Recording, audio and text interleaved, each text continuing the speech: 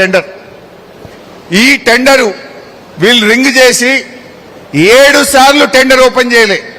మా జర్నలిస్టులకు కూడా తెలుసు, మా మంచిర్యాల జర్నలిస్టులు దీని మీద పరిశోధన చేయండి. 7 సార్లు శ్రీరాంపూర్ ఓసీ టెండర్ వాయిదా వేసిపోయింది. ఎందుకు 7 సార్లు? ఇలా నువ్వు ఒక్కొక్క రోజు కూడా సింగరేణికి ముఖ్యం.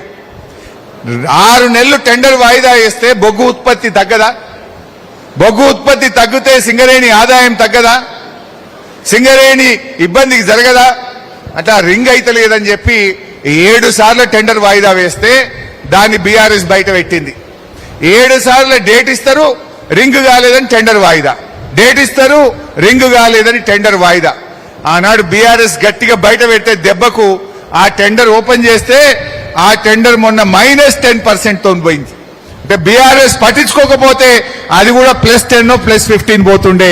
బీఆర్ఎస్ ప్రశ్నిస్తే అది -10 కు ఆ టెండర్ పోయినటువంటి పరిస్థితి.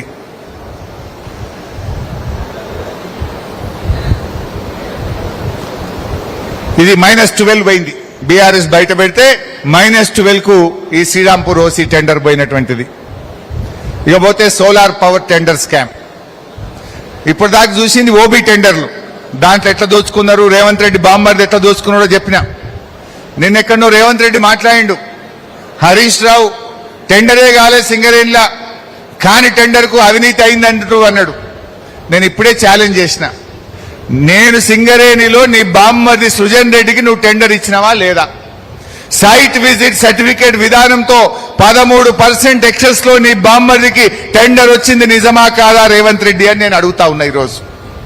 ఒకవేళ అది నిజం కాదు అంటే నేను రాజీనామా చేయడానికి సిద్ధంగా ఉన్నా, నువ్వు టెండర్లు రద్దు చేయడానికి సిద్ధంగా ఉన్నవా అని నేను అడుగుతా ఉన్నా.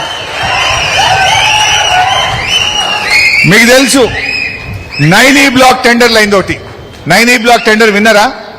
బట్టి విక్రమార్క, కోమటిరెడ్డి వెంకటరెడ్డి కొట్లాడుకున్నారు, సైట్ విజిట్ సర్టిఫికేట్ పెట్టిండ్రు. అది గొడవ జరిగినాక సైట్ విజిట్ సర్టిఫికేట్ విధానం తప్పు, ఈ విధానంలో టెండర్ అయింది కనుక దీన్ని రద్దు చేస్తున్నా అని బట్టి విక్రమార్క గారు చెప్పిండ్రు. నేను అడుగుతున్న బట్టి గారు, నైనీ బ్లాక్ ను రద్దు చేసినావు, మరి అదే సైట్ విజిట్ సర్టిఫికేట్ తో 9 టెండర్లు అయినాయి, ముఖ్యమంత్రి బామ్మర్ది కూడా టెండర్ వచ్చింది, వాటిని ఎందుకు రద్దు చేస్తలేవు, నీకెందుకు ధైర్యం లేదు అని నేను బట్టి గారిని అడుగుతా ఉన్నా. నైనీ బ్లాక్ రద్దు అయినప్పుడు, Naini block site visit certificate పెట్టడం తప్పైనప్పుడు ఈ 9 టెండర్లు కూడా తప్పే కదా, వీటిని ఎందుకు రద్దు చేయలేదు? ఈ అవినీతిని ఎందుకు సింగరేణి మొయ్యాలి, ఈ బరువు ఎందుకు మొయ్యాలని చెప్పి మా కార్మికుల పక్షాన్ని నేను అడుగుతా ఉన్నా. ఇక ఇదైతే సోలార్ పవర్ స్కామ్. అసలు ఏంటి సోలార్ పవర్ స్కామ్ ఏంటి? ఇలా 2 విషయాలు ఉన్నాయి. సింగరేణి గతంలో కొన్ని సోలార్ ప్లాంట్లు పెట్టింది. ఎందుకు? మనం వాడే కరెంటు మనమే సోలార్ ద్వారా ఉత్పత్తి చేసుకొని వాడుకోవాలన్నది సింగరేణి ఆలోచన. కానీ ట్రాన్స్కో ఒక నిబంధన పెట్టింది, నీకు సింగరేణికి ఎంత కరెంటు కావాలనో నువ్వు అంతవరకే ప్లాంట్లు పెట్టు, అంతకంటే ఎక్కువ పెడితే మేము కొనము అని చెప్పి